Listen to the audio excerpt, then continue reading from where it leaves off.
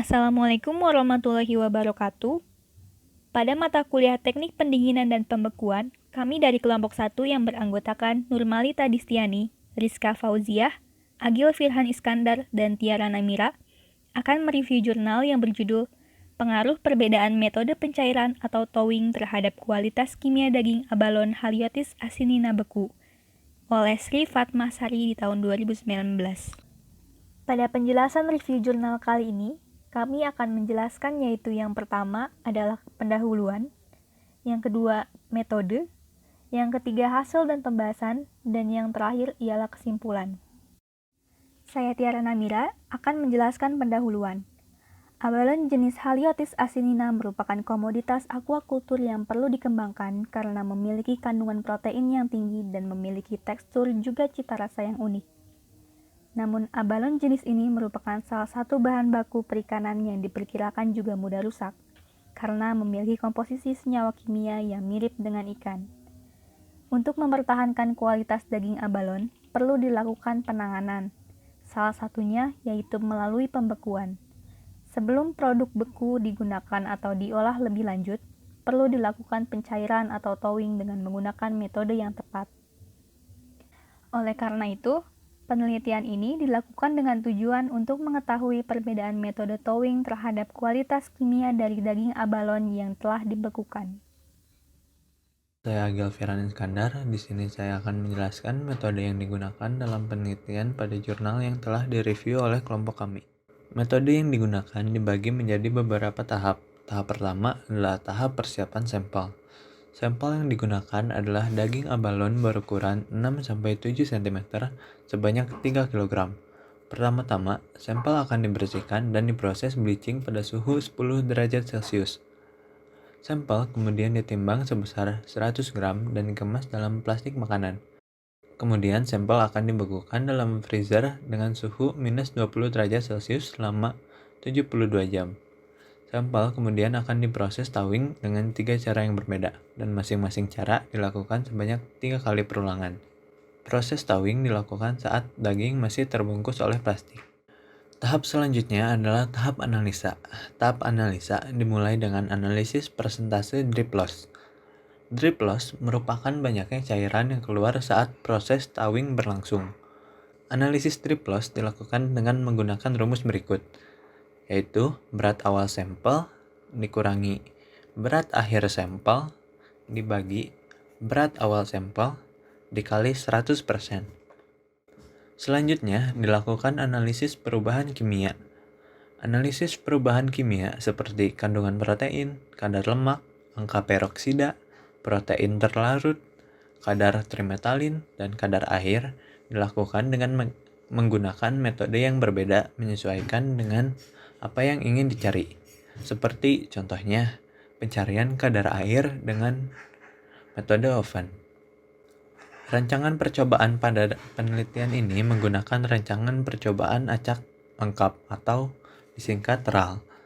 Rancangan percobaan terdiri dari 3 perlakuan berbeda, yaitu perlakuan A, pencairan dengan melakukan perendaman pada air es di suhu 4 derajat Celcius, perlakuan B, pencairan dengan melakukan perendaman air pada suhu ruang, yaitu 28 derajat Celcius, dan perlakuan C, yaitu pencairan dengan membiarkan pada suhu ruang, yaitu 30 derajat Celcius. Setiap perlakuan ini dilakukan sebanyak 3 kali perulangan. Dan terakhir ada analisis data. Analisis data dilakukan untuk mengetahui pengaruh metode pencairan yang berbeda terhadap kualitas daging abalon. Analisis dilakukan dengan cara analisis sidik ragam menggunakan statistik komputer software yang bertujuan untuk mengetahui keseragaman hasil percobaan dan juga pengaruh dari setiap perlakuan yang digunakan. Jika terdapat beda hasil dan setiap perlakuan memiliki pengaruh yang berbeda, maka bisa dilakukan uji beda nyata terkecil atau BNT. Selanjutnya, saya, Nurmalita, akan menjelaskan hasil dan pembahasan. Yang pertama, mengenai persentase drip loss. Disajikan dari tabel 1 mengenai persentase drip loss, metode pencairan yang dilakukan dalam penelitian yaitu perendaman pada air es pada suhu 4 derajat Celcius, perendaman pada air biasa suhu 28 derajat Celcius, Pencairan dengan membiarkan pada suhu ruang pada suhu 30 derajat Celcius menghasilkan persentase Drip-Loss yaitu 7,73%, 5,61%, dan 8,25%. Dari tabel tersebut dapat diketahui bahwa terjadi peningkatan persentase Drip-Loss seiring dengan peningkatan suhu dari metode yang digunakan. Hal ini diduga dipengaruhi fluktuasi suhu dari beku ke suhu media pencairan selama proses pencairan. Selain itu juga, Drip-Loss ini dipengaruhi oleh perubahan mikrostruktur protein yang menyebabkan hilangnya kemampuan jaringan untuk mengikat air, sehingga semakin banyak cairannya hilang. Selanjutnya mengenai pengaruh pencairan terhadap kualitas kimia. Dapat kita lihat dari tabel 2 yang disajikan. Kualitas kimia yang diamati dalam penelitian adalah kadar lemak, kadar protein terlarut, kadar air, dan kadar trimetilamin nitrogen atau TMAN dari abalon. Yang pertama adalah kadar lemak. Diketahui bahwa Drip-Loss mempengaruhi kadar lemak yang terkandung pada abalon saat towing, di mana semakin rendah persentase Drip-Loss, maka semakin kecil kemungkinan terjadi penurunan atau hilangnya nutrisi pada produk termasuk pada lemak.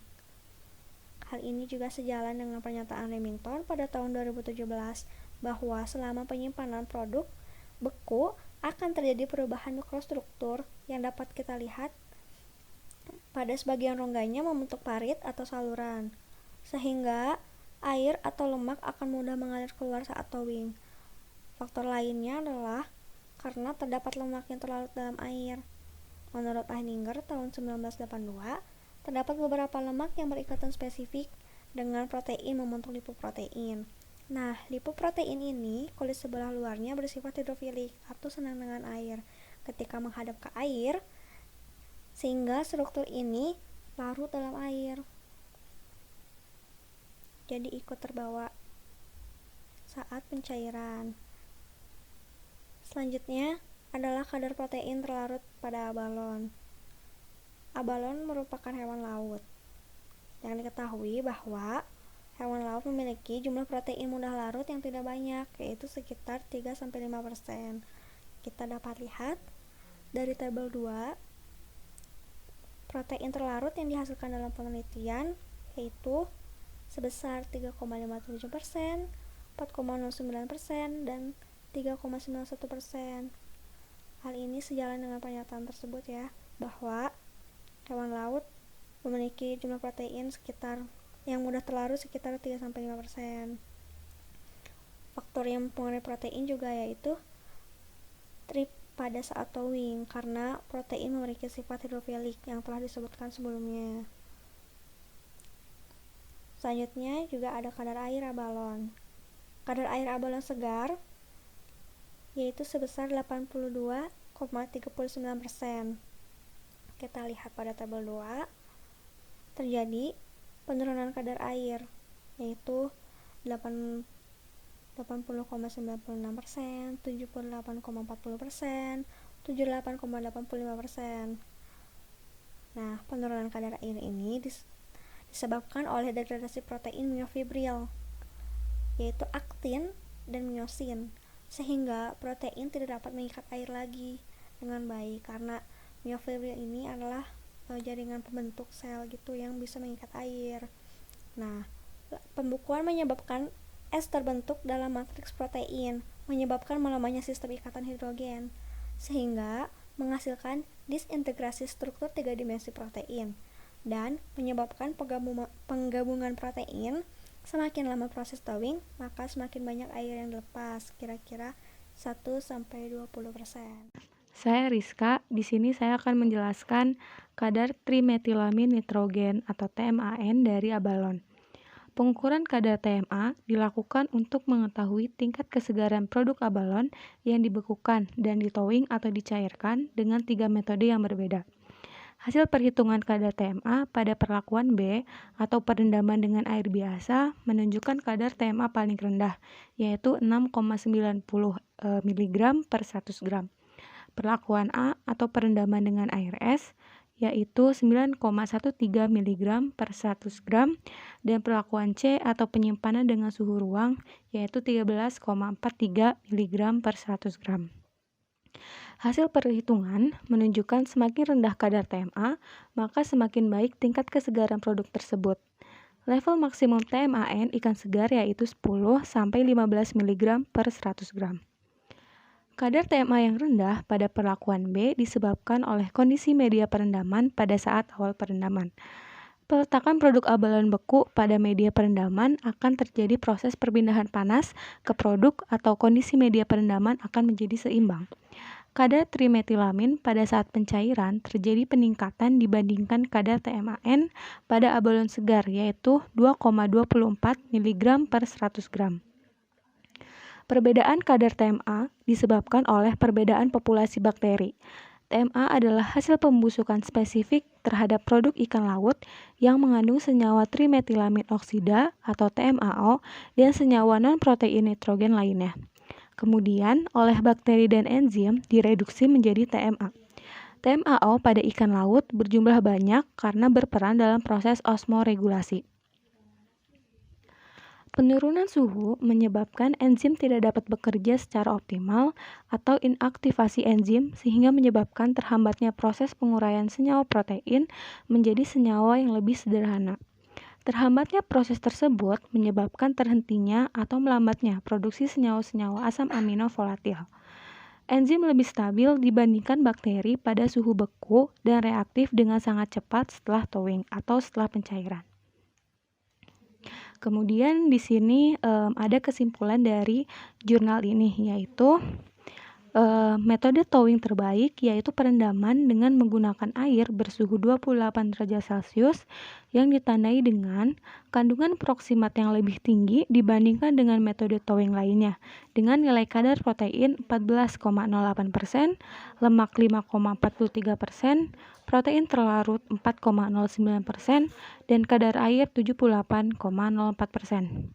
Dan kadar TMAN terendah adalah 6,71 mg per 100 gram yang menunjukkan tingkat kualitas kesegaran terbaik karena semakin rendah kadar TMAN maka produk semakin segar. Sekian dari saya. Sekian presentasi dari kelompok 1. Mohon maaf bila ada kesalahan. Wassalamualaikum warahmatullahi wabarakatuh.